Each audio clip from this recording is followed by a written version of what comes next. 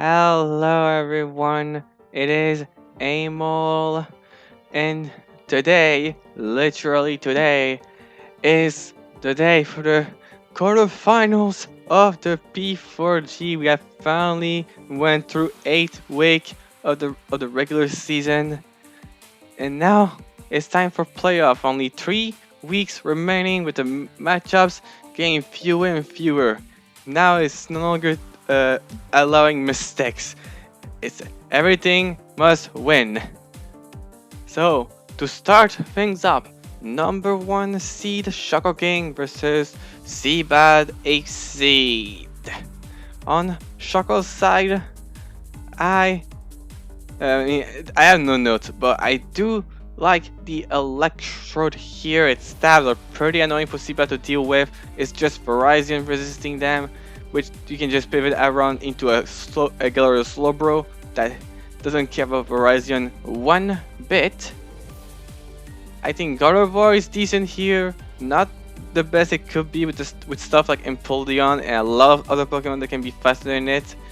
Not to mention you have to be careful about clicking Moonblast and give Empoleon a special attack boost, but can still be pretty annoying to deal with, especially because it can force Empoleon in. Then I like the Rhyperior here as well as a big rock that can do big damage with its stab. Again, Verizon, not that good, and you have Galarian Slowbro, plus you just put so much pressure on it for it and Electro if it does bring it.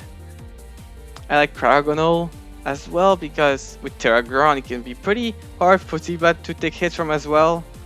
And then last I will put Smeargle as a way to get spikes up to really put Seabad's Steve on a timer to get his bulky Pokemon wear down very easily, more easily.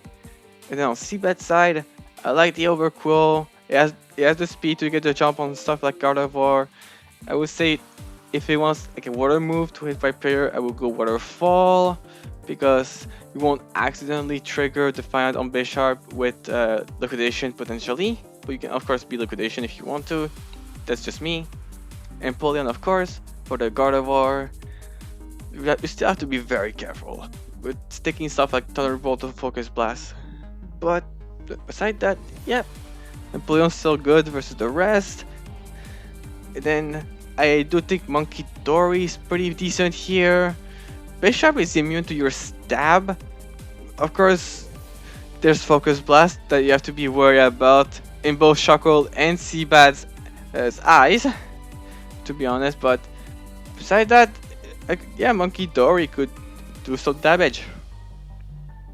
I do like the Dog Trio here as well. Its speed is good with everything but Electrode. It can do some big damage as long as it's able to deal with the Mandibuzz, if there is the Mandibuzz. Alright, did I say? Yes. Electrode, Slowbro, Cryo, Guard, Smear. Oh yeah, and right. Okay, yeah. I did mention a 6 for Shuckle already, but yeah, for the Mandibuzz, just make sure you can wear it down. I still like Talonflame here, despite the presence of Rhyperior. Like, without Rhyperior, Talonflame looks pretty hard to switch into. Plus, it can offer the Fog support for the team in case of Smeargle's stuff. And last, I put Ursaring, because it does look pretty strong, like, be able to take a hit from anything and also hit back hard.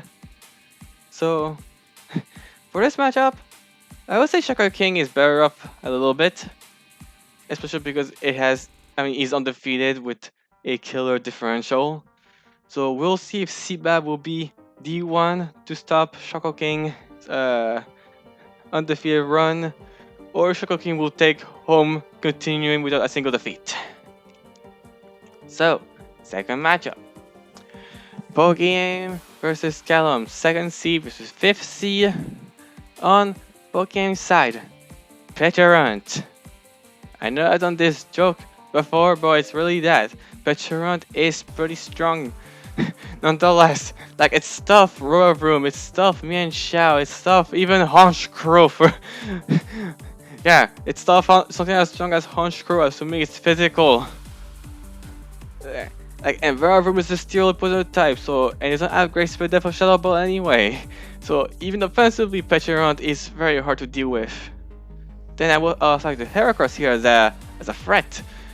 Like, Skeletors and Signal have to keep in mind of Throat Chop potentially blocking their sound move, and if their offensive move are in fact their proper sound move, then they're gonna be walled by Heracross, which will be kinda bad if it is the case.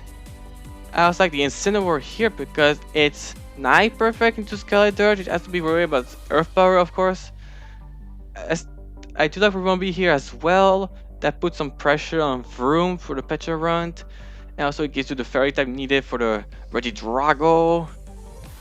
I do like also the Quack doesn't seem too bad here. Like it's tough room if you ever need to while keeping HP on Incineroar for like Dirge. Also you get hazards up, and then you can just block spin with Pecharunt. Also, and then last I do like the Klawf here. Its speed is not.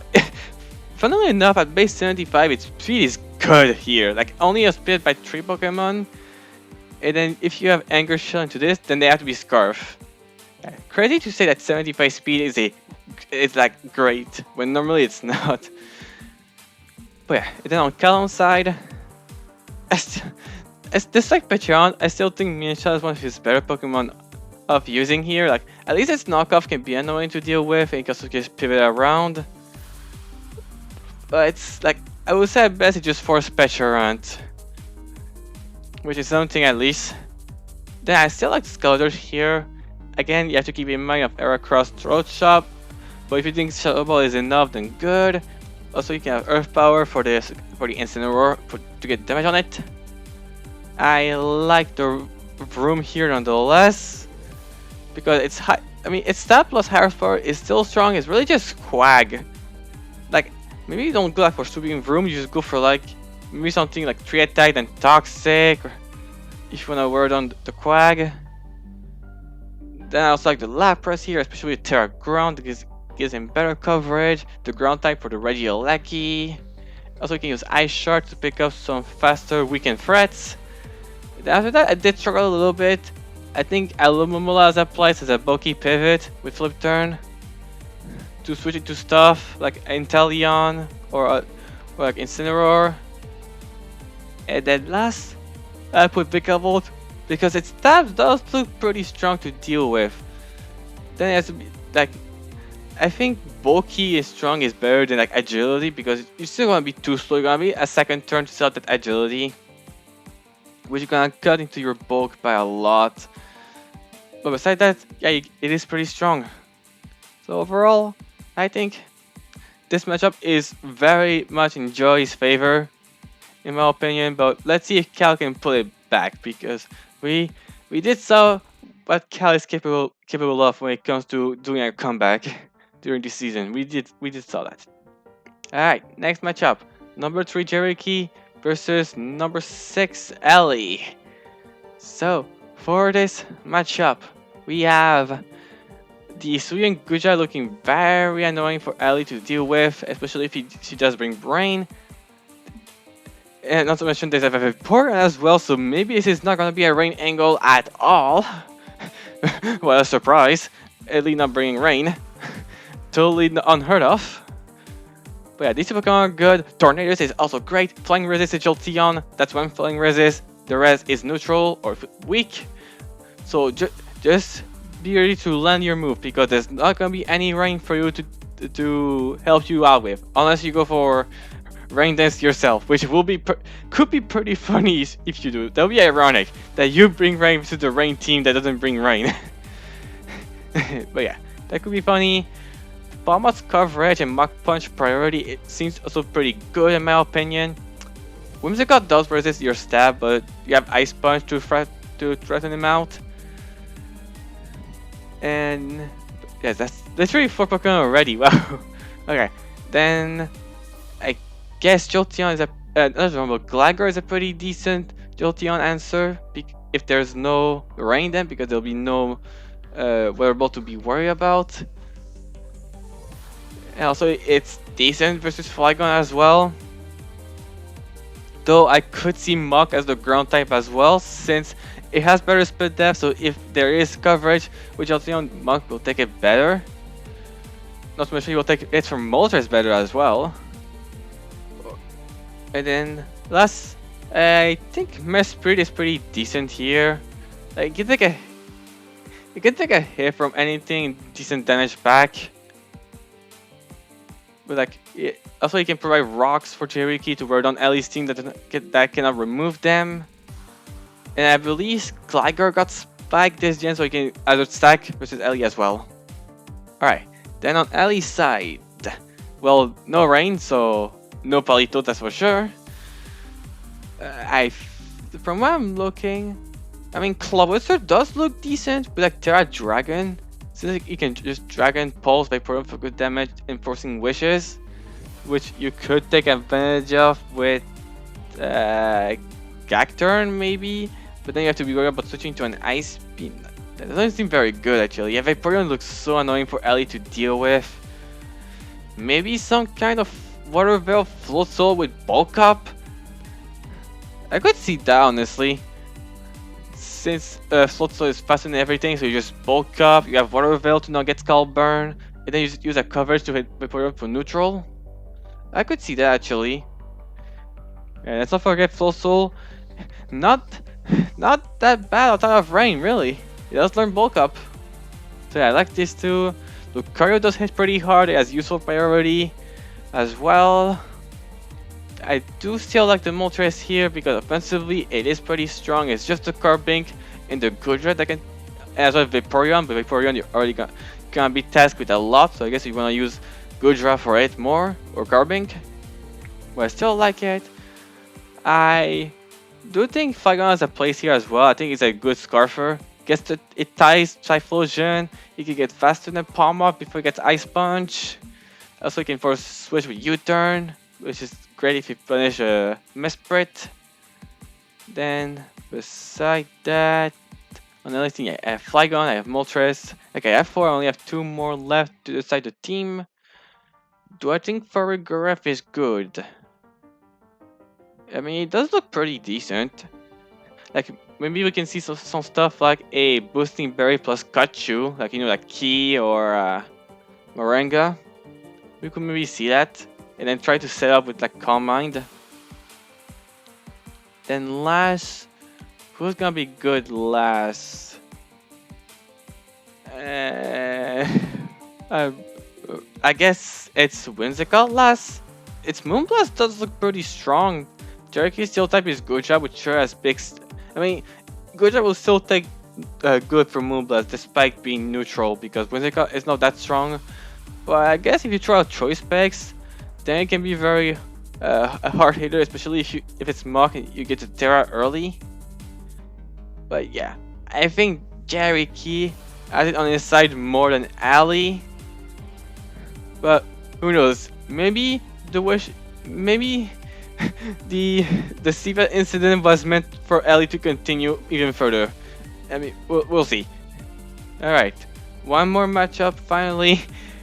And it's one we already heard about. It's Gravy versus Uzi. So from what I remember from week 7, I did remember. Was it week 7? Or it was week 6, right? Week 6. It was week 6. Week 6. Yeah, I remember the Velusa was pretty strong in theory, which it proved that it was because of its dual stab. And also access to Night Slash to hit the water resist, or at least just water plus dark really, that hits all of Uzi's team. Of course, we could see Velusa again, despite the I mean, you could of course not have to bring Affiliate away this time. You can like, if you don't think you need the power, you can just go Agility if you want to keep your Velusa healthy when setting up. You can even try Choice Scarf if you feel like it. But I still think Velusa, always, it's still very strong to have. I guess I'm just doing myself a favor and just renaming everything I've mentioned from week 6, but that'll be a bit boring. Alright, then what can I mention different compared to what I brought? Well, I guess we can see Duraludon, which can be a solid rocker that can drop some strong Draco Meteors. I still think Sinistcha is strong. I guess I could also see like a Pillow-Swine this time. I believe we didn't saw Pillow-Swine. Actually, did we? Alright, now I'm gonna look at the result to make sure I mean, of course, the result from week 6, I mean. Yeah, from week 6. Like, if I can remember. I think I dropped 2. Where is week 6? Where is week 6? Jerry Q, Z-Don. Sorry, I'm taking some time, that's fine. Okay, there we go. Okay. Actually, no, he did brought Pillow-Swine here. Yeah, he brought Velusa, Lucha, Raikou, Pillow-Swine, Tanisha, Pheasant, Dippity. Ah, then I guess I can mention Armor Rouge this time. Trying to like force Slowking, but because it does like Energy Ball or even Shadow Ball if you want to cover into the Delphox as well. Yeah, I want to say this time offensive Armor Rouge, offensive Velusa in the first game. I still think Alucha has a place. That's 3. I still like Raikou and also Sinistcha. Yeah, Sinistcha is very annoying as well for Uzi. And then last, I'll make different with the Duraludon for rocks and strong Dracos. As for Uzi's side, of course he will need to adapt versus the Velusa because it has shown to be very annoying, especially when you don't know it can actually heal itself and recover. So what will you see? What? Maybe like a very bulk. No, the Nuzlocke will get hit very hard. Like maybe a Cobra Berry Slowking with enough defense, then maybe Thunder Wave to cripple Velusa or Foul Play because it does. I think it learns Foul Play. I would say at least Thunder Wave, at least. Then I do like the Grimmsnarl for dual screens nonetheless. Then Okie Dokie is strong in my book. And then what? I do think the Sidrai doesn't look terrible here. Like, sure, there's Psychic Terrain, but I don't think Entity is that good anyway. So you can have some Shadow Sneak going on to finish off some weakened Pokemon, which could be good versus a weakened Velusa if you make sure to attack it if it tries to set up. Yes, that's already 4 Pokemon. Then still like the Dunsparce. Can be bulky, can be utility, or you can try to just set up. But I do like it nonetheless. And then last, I'll put. Should I put Kilo? I think I'll put Sendaconda because sure the Sinistcha, but I think the threat of Ground Moon plus Glare can be good for Uzi if he takes advantage of it properly. Okay, maybe not the better analysis of all 4 matches, but we already went this matchup before because that's the only rematch of the quarterfinals. But yeah, and on that, yeah, that's all for quarters for me. Again, it's early in the morning, I have no notes, and I want this uploaded before every other matches to compensate. So yeah, hope you guys will be excited to watch these matches. I will be, and on that, well, we're just gonna see next week for when we're gonna be at the semis, which there'll only be 2 matches left. See ya, everybody.